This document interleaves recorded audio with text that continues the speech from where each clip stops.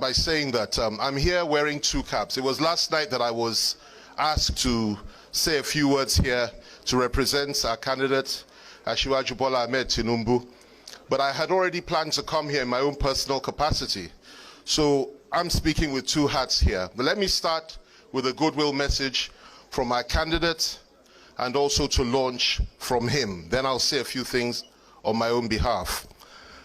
First of all, our candidate extends his tremendous respect to the author and to the subject matter of this book. It's a great book, long overdue, and it'll be very revealing to the Nigerian people precisely what the contents are. And we have always had respect for Mojid. He's somebody of immense integrity, he's somebody that people can relate to, and he's somebody that Asiwaju has tremendous respect for. Unlike most, he always seeks the other side of the story, and that's what makes him so special. So we are fully behind him in this. Asiwaju and his entire team, and there are others here as well, very senior members of the campaign organization are here, and we're very proud of his effort as a Nigerian to come out with this great work. And the way in which he did it also speaks volumes about what a good journalist he really is. And it's our pleasure to launch this book. I will not specify the amount, but the candidate has asked me to say that we will launch it with a very handsome amount of money, and we will collect 10 copies to take back today. So that's that aspect, and that's the message from Asiwaju Bola Ahmed Tinubu. Now, on a personal note, let me say this. I'd just like to quickly speak as somebody that was working and still is one of the most loyal people and people that just revere President Olusegun Obasanjo. Like Ifeko said earlier, I had the privilege of working under him as a spokesman and also as a minister. And there's nothing that has been said here that the bishop said or that has been revealed in this book about the content of his character that surprises me. And anybody that thinks that President Obasanjo looks stupid, as somebody had suggested, or he himself has suggested to Chidoka and others in the past, has to be pretty stupid themselves. All you have to do is look into his eyes when he's speaking, and you'll know the depth of this man. He's extremely intelligent, very discerning, very sharp, very firm, very tough, and most importantly, he's very patriotic. He loves this country with a passion. And I'll give you 3 examples of that very briefly. The first one was when he came in and I first started interacting with him. He was so hostile to the idea of the OPC and Yoruba secession. And many of us were alarmed because we felt that, look, after what he had been through, that surely he would understand the aspirations of some in the Southwest that wanted to break off from the country. President Obasanjo asked Akin Oshutoku and I, we had not joined government at this time. On one occasion he said we should leave the villa, leave his sitting room, because he would not hear any talk of OPC or any talk of secession or the rights of the Southwest. He was very firm. And I've never forgotten that experience.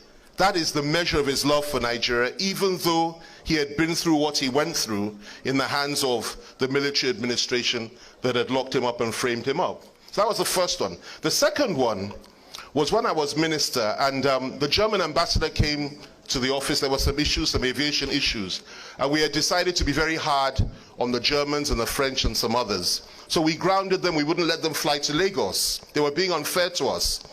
And the German ambassador was very rude to me. He was rude to me in front of my staff and the media and everything. We still have the recording, trying to tell us how to run our affairs in the country. And of course, I would have none of that. And I asked him to, either he would leave or I would leave. And I really told him off. The minute I finished and I walked out on him with my whole team, I knew that this was trouble. So I immediately put a call through to the villa to report myself, so to say, to try to reach the president. And I reached him on the phone. I said, sir, they're going to report me because I've just been very rude to the German ambassador, and I'm going to write a letter to his foreign minister, or I'll ask our own foreign minister to write. He had no right to. Baba asked me what happened, and I told him. And what he said to me was, well, we will accept anything you do as long as it's in the interest of Nigeria. I'm fully behind you, don't worry. He didn't stop there. At the next council meeting, cabinet meeting, he issued a directive. I'll never forget that day. He didn't mention the incident, but he issued a directive to all the ministers that we will not allow ambassadors from other countries to interfere in our affairs here. So all of you, please stand firm, don't let them interfere, and carry on your work. That's when I realized that there is no way, unlike most leaders, and I have to say this, in this country, this man will never compromise on the integrity of this country. He will never back down, and he will never allow any foreign power or any foreign person to tell us what to do. So I'm not surprised with what is in those letters.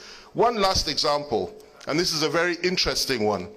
I was assigned to be the person, the minister, to be with the late Muammar Gaddafi when he came to Nigeria. It was the summit of African heads of state and South American heads of state. And of course, Gaddafi came in great fanfare. I was quite shocked. It was an honor for me to be asked to be with him, you know. So I waited for him at the airport. We were all waiting, and people were coming in.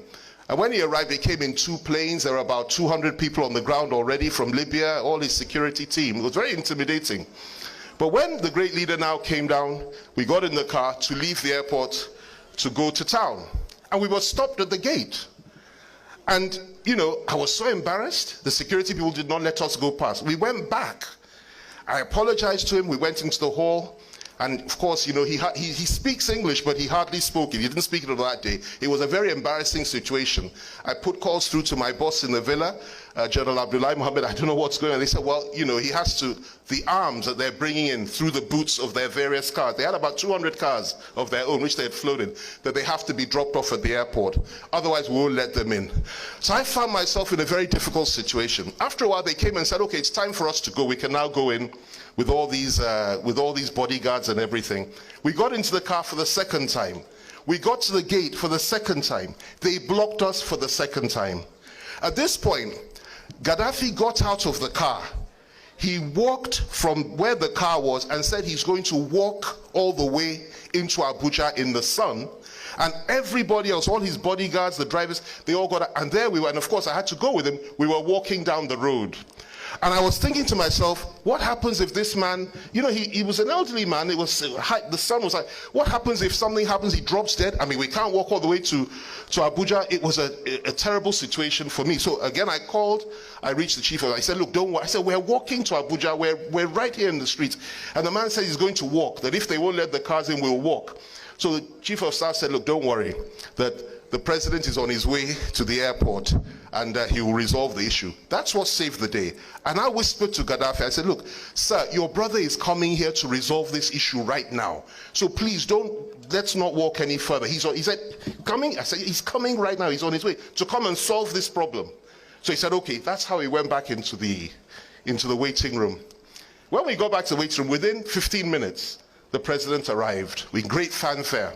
And he came straight to see Gaddafi, greeted him, you know, very, as if nothing had happened. That's what struck me. And then Mr. President now said he's going to Lagos to do something. He's coming back later in the day. And then Gaddafi now told him there were some issues. Mr. President said, don't worry, it will be resolved. And he was leaving. As he was leaving, I went after. I said, sir, what are we going to do about this? You know what Baba said to me? He said, they must drop those arms. They're not going to allow them to take them.